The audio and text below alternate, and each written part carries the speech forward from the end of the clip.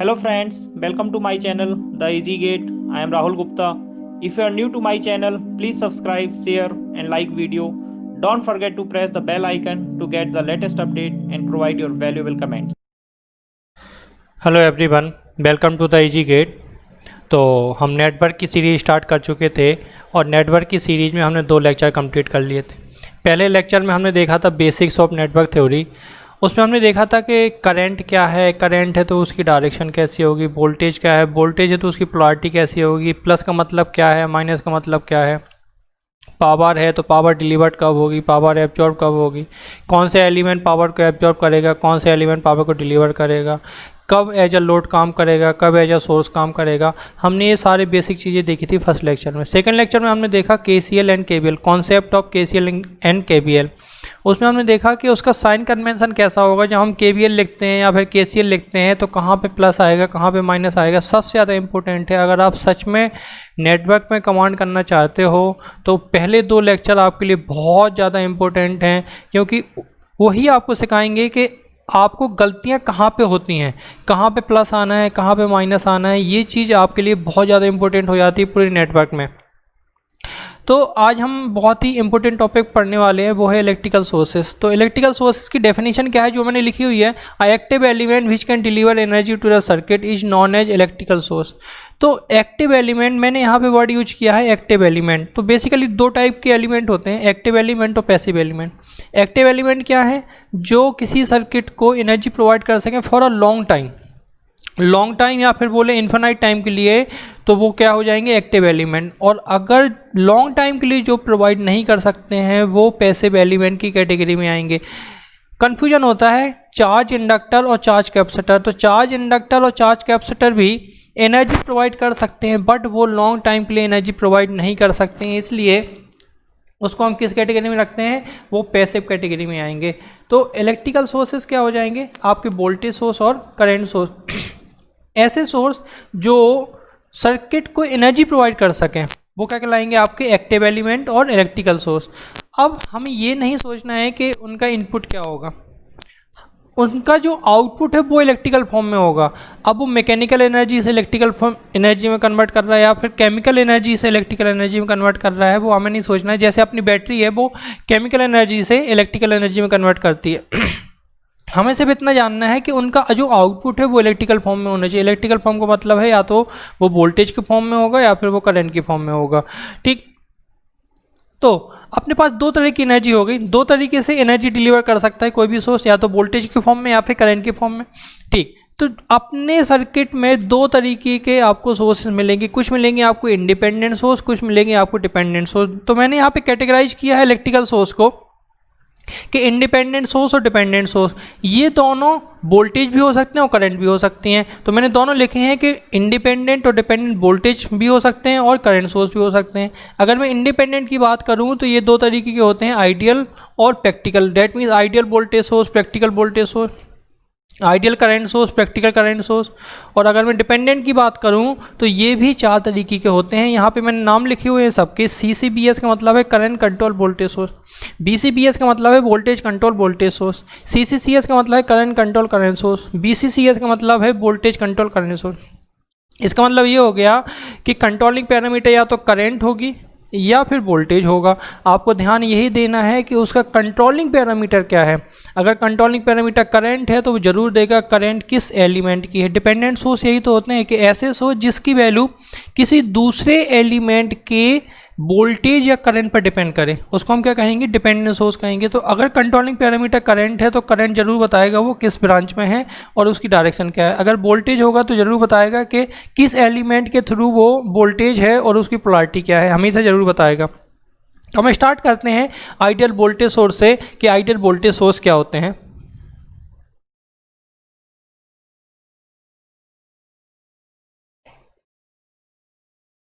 Ideal voltage source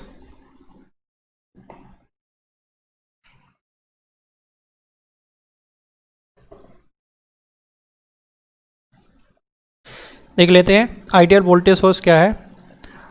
आज मेरा mic ख़राब हो गया था तो इसलिए आज मुझे कुछ ऐसा हेडफोन यूज करना पड़ रहा है।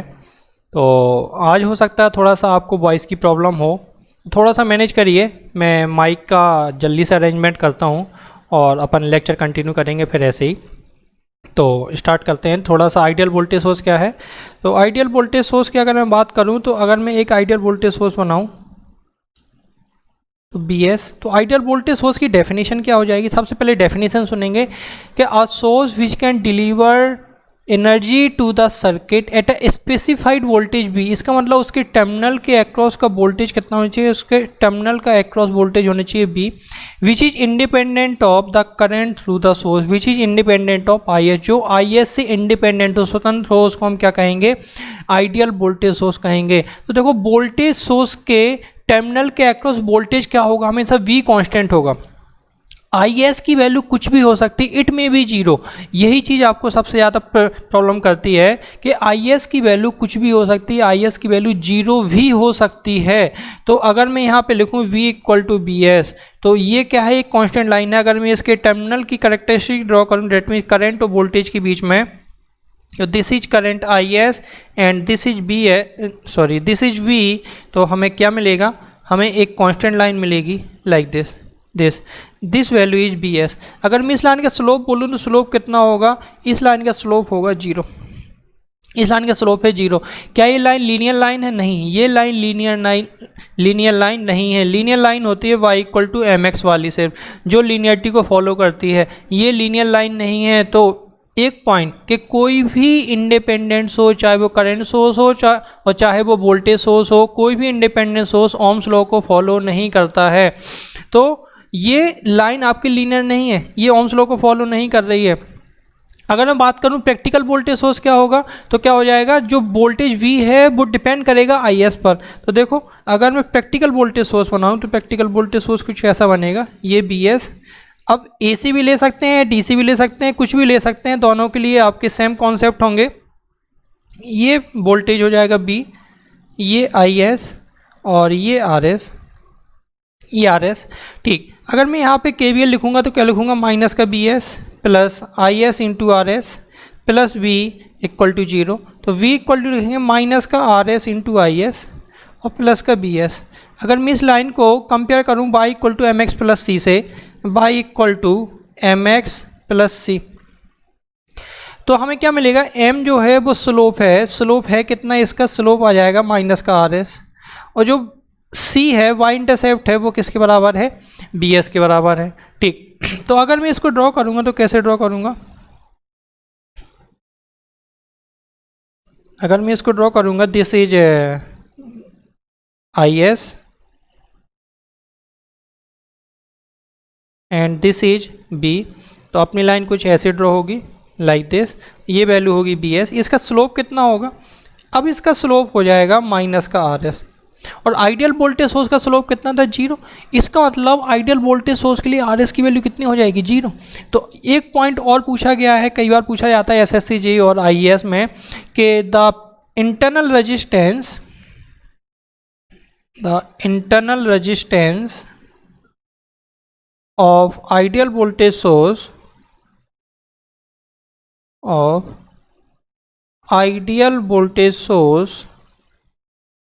इज 0। ये चीज़ हमें ध्यान रखनी है। तो यहाँ से 2 पॉइंट निकल के आ गए। पहला तो कोई भी इंडिपेंडेंट सोर्स ओम्स लॉ को फॉलो नहीं करता है, और दूसरा कि आइडियल वोल्टेज सोर्स का इंटरनल रेजिस्टेंस कितना होता है, 0 होता है। ठीक, सेम इसी तरीके से अगर मैं करंट सोर्स की बात करूँ, तो एक आइडियल करंट सोर्स की अगर मैं पहले बात करूँ, तो आइडियल करंट सोर्स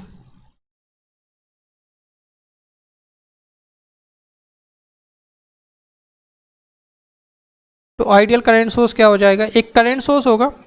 आप सोर्स उसके साइन देखकर पहचान लोगे।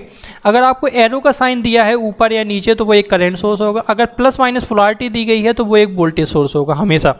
ठीक है, तो अगर डायरेक्शन दी गई है तो हमेशा एक करंट सोर्स होगा। तो IS अब आइडियल करंट सोर्स की डेफिनेशन क्या हो जाएगी, एक ऐसा सोर्स जो सर्किट को एनर्जी प्रोवाइड करे बट किस पर, एक स्पेसिफाइड करंट आई पर। इसका मतलब एक स्पेसिफाइड करंट आई होगी जो लोड की तरफ जा रही होगी। आप ये मत सोचना कि ये टर्मिनल ओपन है, यहाँ पर आपका कुछ ना कुछ सर्किट जुड़ा हुआ है, कुछ ना कुछ लोड जुड़ा हुआ है। यहाँ पर ये ओपन नहीं है, यहाँ पर कुछ ना कुछ आपका सर्किट या फिर कुछ ना कुछ आपका लोड जुड़ा हुआ है। मैं यहाँ पर सिर्फ लोड शो नहीं कर रहा हूँ, ये ओपन है और उस लोड में कितनी करंट जा रही है, आई करंट जा रही है, ठीक। और इस सोर्स के टर्मिनल के अक्रॉस वोल्टेज कितना है, वो BS है, वो BS है। तो अगर मैं यहाँ पे देखूँ तो I इक्वल टू क्या हो जाएगा, I है, जो कि BS पर डिपेंड नहीं करेगा। यही चीज़ सबसे ज़्यादा इंपॉर्टेंट है कि करंट सोर्स से करंट क्या होगी, हमेशा कांस्टेंट होगी। करंट हमेशा कांस्टेंट, वोल्टेज कुछ भी हो सकता है, वोल्टेज अक्रॉस करंट सोर्स कुछ भी हो सकता है, इट में भी जीरो भी हो सकता है। यही चीज़ आपको सबसे ज़्यादा ध्यान देनी है जब आप KVL अप्लाई करते हो। तो अगर आपको करंट सोर्स मिले तो उसका वोल्टेज ड्रॉप आपको इग्नोर नहीं करना है, उसमें कुछ ना कुछ वोल्टेज ड्रॉप होगा। हाँ, जीरो भी हो सकता है बट हमेशा जीरो हो ये ज़रूरी नहीं है। तो अगर मैं इसको ड्रॉ करूँगा तो कैसे ड्रॉ होगा, ये यहाँ पे आएगा वोल्टेज BS, ये होगी करंट I, तो ये क्या होगी, ये कांस्टेंट करंट होगी IS, ठीक। इसका स्लोप भी कितना है, इसका स्लोप है 0, इसका स्लोप हो जाएगा 0, ठीक। अब सुनेंगे, जब मैंने वोल्टेज सोर्स बनाया तो वोल्टेज सोर्स के सीरीज के में रेजिस्टेंस लगाया था, क्यों, क्योंकि वोल्टेज हमेशा सीरीज में आपके डिवाइड होते हैं और करंट पैरेलल में डिवाइड होती है। अगर पैरेलल सर्किट होगा तो करंट डिवाइड होती है, अगर सीरीज होता है तो वहाँ पे वोल्टेज डिवाइड होता है, करंट सेम होती है। तो अब मुझे अगर प्रैक्टिकल करंट सोर्स बनाना है तो कैसे बनाऊंगा मैं, प्रैक्टिकल करंट सोर्स कुछ ऐसा बनेगा,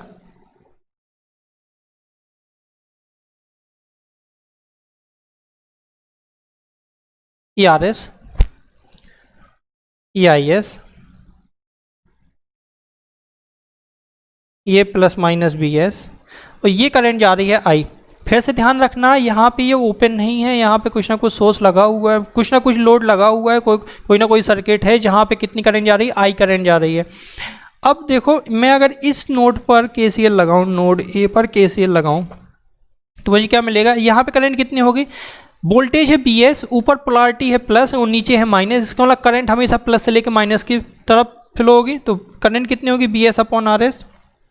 अब मैं अगर KCL लगाऊं तो क्या लिखूंगा, IS आ रही है equal to BS upon RS जा रही है और प्लस I भी जा रही है। तो I इक्वल टू कितना हो जाएगा, I इक्वल टू हो जाएगा माइनस का 1 अपॉन RS इंटू BS और प्लस का IS। तो अगर मैं इसको भी कंपेयर करूं y equal to MX plus C से, तो हमें स्लोप कितना मिलेगा इस लाइन का, हमें स्लोप मिलेगा माइनस का 1/RS और C इक्वल टू कितना मिलेगा, C इक्वल टू मिलेगा IS के बराबर। इसका मतलब अगर मैं इसको ड्रॉ करूंगा तो क्या हो जाएगा, कैसे ड्रॉ होगा ये, this is BS and this is I, ये लाइन कुछ ऐसे ड्रॉ होगी और इस लाइन का स्लोप कितना हो जाएगा, इस लाइन का स्लोप हो जाएगा माइनस का 1/RS। ध्यान रखना है माइनस का 1/RS, ठीक। अब आइडियल करंट सोर्स का स्लोप कितना था, 0। अगर मुझे स्लोप 0 करना है तो RS की वैल्यू कितनी होनी चाहिए, RS की वैल्यू होनी चाहिए इन्फिनिट, इसका मतलब ओपन सर्किट होना चाहिए वहाँ पे। तो मैं यहाँ पे एक पॉइंट लिखता हूँ कि the internal resistance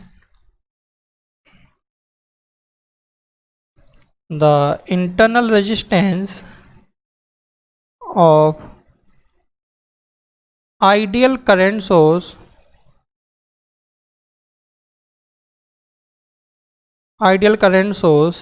is infinite. कितना हो जाएगा, इन्फिनाइट। इसको मैं लिख देता हूँ, ये किसका साइन है, ये इन्फिनाइट का साइन है, इन्फिनाइट। तो आपको ये पॉइंट भी याद रखना है यहाँ पे कि आइडियल करंट सोर्स का इंटरनल रेजिस्टेंस कितना होता है, इन्फिनाइट होता है, ठीक। तो ये बातें हो गई अपने इंडिपेंडेंट सोर्स की, independent voltage source, independent current source, independent ideal voltage source, practical voltage source, ideal current source, practical current source. अब हमें मेन चीज़ देखना है डिपेंडेंट सोर्स। सबसे बड़ा कंफ्यूजन होता है स्टूडेंट को डिपेंडेंट सोर्स के क्वेश्चन सॉल्व करने में। डिपेंडेंट सोर्स का मतलब क्या है कि ऐसे सोर्स जिसकी वैल्यू किसी दूसरे एलिमेंट के वोल्टेज या करंट पर डिपेंड करे। जैसे मैं यहाँ पे चारों बनाऊंगा, सबसे पहले मैं हेडिंग लिख देता हूँ डिपेंडेंट सोर्स, डिपेंडेंट सोर्स क्या होगा डिपेंडेंट सोर्स। अगर मैं यहाँ पे बनाऊं एक वोल्टेज सोर्स, ये आप साइन देखकर पहचान जाओगे कि वो करंट सोर्स या वोल्टेज सोर्स है। तो एक वोल्टेज सोर्स Vs जिसकी वैल्यू किसी दूसरे एलिमेंट के वोल्टेज पर डिपेंड करे। इसमें कंट्रोलिंग पैरामीटर क्या है, ये देखिए, ये जो है V, ये है कंट्रोलिंग पैरामीटर जो इस सोर्स की वैल्यू को कंट्रोल कर रहा है। अब V कहाँ होगा, सर्किट में किसी एलिमेंट के अक्रॉस वो वोल्टेज होगा। वो क्वेश्चन में आपको जरूर दे देगा कि किस एलिमेंट के अक्रॉस वोल्टेज है V और उसकी पोलैरिटी क्या है। तो इसको हम क्या बोलेंगे, दिस इज वोल्टेज कंट्रोल और वोल्टेज सोर्स। वोल्टेज कंट्रोल कर रहा है और सोर्स भी कौन सा है, वोल्टेज है, तो हम क्या बोलेंगे, voltage control voltage source. Similarly अगर मैं यहाँ पे बनाऊँ कुछ एक ऐसा वोल्टेज सोर्स जिसकी वैल्यू किसी दूसरे एलिमेंट की करंट पर डिपेंड करे। अब यहाँ पर कंट्रोलिंग पैरामीटर क्या है, करंट है, तो वो जरूर दे देगा कि करंट किसके थ्रू है, किस ब्रांच के थ्रू है, किस एलिमेंट के थ्रू है और उसकी डायरेक्शन कैसी है। हमेशा ये चीज़ जरूर देगा। अगर ये चीज़ नहीं देगा तो आपका क्वेश्चन अधूरा है। तो इसको हम क्या बोलेंगे, current control voltage source. Similarly अगर मैं करंट सोर्स बनाऊँ ऐसे, तो करंट सोर्स कैसे बनेगा, एक करंट सोर्स है Is, अगर किसी दूसरे एलिमेंट के वोल्टेज पर डिपेंड करे तो हम क्या बोलेंगे, voltage control current source VCCS। अगर एक करंट सोर्स बनाऊँ मैं, एक ऐसा करंट सोर्स जो किसी दूसरे एलिमेंट के करंट पर डिपेंड करे तो हम क्या बोलेंगे, करंट कंट्रोल करंट सोर्स। तो कंट्रोलिंग पैरामीटर आपका वोल्टेज भी हो सकता है, कंट्रोलिंग पैरामीटर करंट भी हो सकती है। वो क्वेश्चन में जरूर दे देगा। अगर करंट होगा तो उसकी डायरेक्शन जरूर देगा, अगर वोल्टेज होगा तो पोलैरिटी जरूर देगा, वो उसको देना ही पड़ेगा। तो डिपेंडेंट सोर्स को लेकर एक क्वेश्चन सॉल्व करते हैं, उससे आपको क्लियर हो जाएगा कि हमें उसमें KVL कैसे लगाना है, उसका कंट्रोलिंग पैरामीटर कैसे निकालना है, कैसे हमें उसको सॉल्व करना है, कैसी अप्रोच होनी चाहिए। देखते हैं क्वेश्चन, देखेंगे ये क्वेश्चन है। इसमें क्या पूछा गया है, इसमें वोल्टेज V की वैल्यू पूछी गई है। अगर आप इस क्वेश्चन को ऑब्जर्व करोगे तो इसमें दोनों सोर्सेज लगे हुए हैं, इंडिपेंडेंट सोर्स भी है और डिपेंडेंट सोर्स भी है। इंडिपेंडेंट सोर्स जो 10 वोल्ट और 5 वोल्ट के हैं, ये क्या है, आपके इंडिपेंडेंट सोर्स है। बेसिकली ये V नहीं है, आप कंफ्यूज मत हो जाना। अगर मैं इसको थोड़ा सा करेक्ट कर दूं तो this is 10 volt and this is 5 volt and this is small v and this is small v। थोड़ा सा करेक्शन कर लेते हैं। तो यहाँ पे स्मॉल v और v मतलब वोल्ट है यहाँ पे, ठीक है। तो हमें स्मॉल v निकालना है, स्मॉल v की वैल्यू कितनी होगी। तो यहाँ पर इंडिपेंडेंट सोर्स हैं। इंडिपेंडेंट सोर्स कौन कौन से हैं, ये 10 वोल्ट और 5 वोल्ट, ये दोनों इंडिपेंडेंट सोर्स हैं। एक आपके पास डिपेंडेंट सोर्स भी लगा है, ये वाला क्या है, ये डिपेंडेंट सोर्स है। तो आपको देखकर पता लग रहा है कि ये कौन सा डिपेंडेंट सोर्स है। सबसे पहली बात तो वोल्टेज सोर्स है, और किस पर डिपेंड कर रहा है, किसी वोल्टेज पर डिपेंड कर रहा है, V पर डिपेंड कर रहा है। इसका मतलब वोल्टेज कंट्रोल वोल्टेज सोर्स है। फिर ऑब्जर्व करो कि जो V है, स्मॉल v है, वो किसके अक्रॉस है। तो हमने देखा 2 ओम के अक्रॉस है और पोलैरिटी कुछ ऐसी है, यहाँ प्लस है यहाँ माइनस है। हमें स्मॉल v की वैल्यू निकालनी है। देखो हम इस क्वेश्चन को कैसे अप्रोच करेंगे।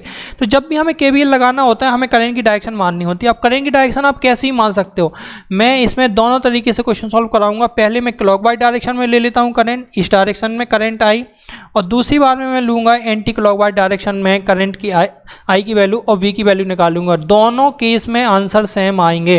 देखेंगे अगर मैं इस केस के लिए KVL इक्वेशन लिखूंगा तो क्या लिखूंगा, हमने दूसरी क्लास में पढ़ा था, दूसरे लेक्चर में, कि जब हम माइनस से प्लस जाएंगे KVL में तो माइनस लिखेंगे, प्लस से लेके माइनस जाएंगे तो हमेशा प्लस लिखेंगे। और रेजिस्टेंस के लिए कभी कुछ सोचना ही नहीं है, रेजिस्टेंस के लिए हमेशा कैसे लिखना है, रेजिस्टेंस के लिए हमेशा प्लस लिखना है। तो देखो क्या लिखेंगे, माइनस से लेके प्लस, माइनस का 10।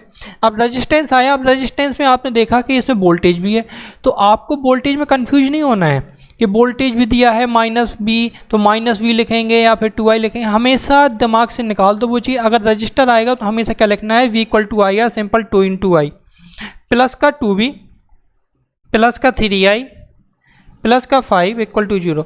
अब जो कंट्रोलिंग पैरामीटर है उसके इक्वेशन आप अलग से लिखोगे। तो कंट्रोलिंग पैरामीटर देखो, हम इक्वेशन लिखने वाले हैं, ध्यान से सुनेंगे कि जो करंट है वो V के माइनस से एंटर कर रही है, करंट यहाँ से एंटर कर रही है माइनस से, तो हम क्या लिखेंगे, माइनस का 2 × I लिखेंगे, V = माइनस का 2 × I लिखेंगे। ये चीज़ मैं दूसरे लेक्चर में बता चुका हूँ, जिसको भी समझ में ना आए तो वो पहले दूसरा लेक्चर देखे, फिर यहाँ पर आए तो उसको ये चीज़ समझ में आ जाएगी। जो अभी आप ये वाला लेक्चर डायरेक्ट ना देखें, पहले आप सेकंड लेक्चर देखें फिर ये वाला लेक्चर देखें। तो यहाँ से V की वैल्यू कितनी आ जाएगी, माइनस का 2i, तो कितना आ जाएगा, माइनस का 10 प्लस का 2i। यहाँ पे पुट कर देते हैं अब, तो ये बन जाएगा माइनस का 4i, प्लस का 3i, प्लस 5 इक्वल टू 0। तो यहाँ से आई की वैल्यू आएगी 5 एम्पियर। आई की वैल्यू होगी 5 एम्पियर। अगर आई की वैल्यू 5 एम्पियर है तो वी की वैल्यू कितनी होगी? वी की वैल्यू हो जाएगी माइनस का 2 इंटू 5 इक्वल टू माइनस का 10 वोल्ट। तो आंसर कितना आएगा? माइनस का 10 वोल्ट। ठीक, ये कब हुआ? जब मैंने क्लॉकवाइज डायरेक्शन में ली। अगर मान लो हम एंटी क्लॉकवाइज डायरेक्शन में लें तब भी आंसर सेम आना चाहिए। देख लेते हैं। जब हमने एंटी क्लॉकवाइज डायरेक्शन में ली करेंट, तो देखो हम इक्वेशन क्या लिखेंगे। नीचे आते हैं, इक्वेशन हम क्या लिखेंगे? आप ये डायग्राम बना लो और मैं इक्वेशन लिखता हूँ, आप भी उसी के अकॉर्डिंग लिखना। माइनस से प्लस गए -5, प्लस रेजिस्टेंस के लिए हमेशा प्लस लिखना है। चाहे किसी भी डायरेक्शन में करंट एज्यूम करो, रेजिस्टेंस के लिए हमेशा प्लस लिखना है KVL में। माइनस से प्लस गए माइनस का 2B, प्लस का 2I और प्लस का 10 इक्वल टू 0। अब V की वैल्यू कैसे लिखोगे आप? देखो, अगर आपने एंटी क्लॉकवाइज डायरेक्शन में करंट मारनी है तो अब करंट V के प्लस से एंटर कर रही है। अगर प्लस एंटर कर रही है तो आप लिखोगे 2I सिर्फ, V इक्वल टू 2I। तो कितना हो जाएगा? -5 प्लस 3I माइनस का 4I प्लस का 2I प्लस का 10 इक्वल टू 0। तो यहाँ से I की वैल्यू आएगी माइनस का 5 एम्पियर। बिल्कुल सही है। जब वहाँ पे क्लॉकवाइज डायरेक्शन में प्लस की 5 एम्पियर आ रही थी तो एंटी क्लॉकवाइज में -5 तो आने ही आना है। ठीक है, तो अब V की वैल्यू कितनी हो जाएगी? अब हो जाएगी 2 इंटू -5 इक्वल टू -10। तो आप किसी भी डायरेक्शन में क्वेश्चन सॉल्व कर लो, आपका आंसर क्या आएगा? सेम आएगा। आई होप आपको डिपेंडेंट सोर्स का कॉन्सेप्ट क्लियर हुआ होगा। ये बहुत ही इंपॉर्टेंट कॉन्सेप्ट है, पूरे नेटवर्क में परेशान करता है अदरवाइज। तो आप यहाँ सीख लो डिपेंडेंट सोर्स का कॉन्सेप्ट क्या है। तो if you really like my video please like share and subscribe to my channel. And next class में मैं माइक अरेंजमेंट कर लूँगा तो अपनी क्लास कंटिन्यू चलेगी। Thank you.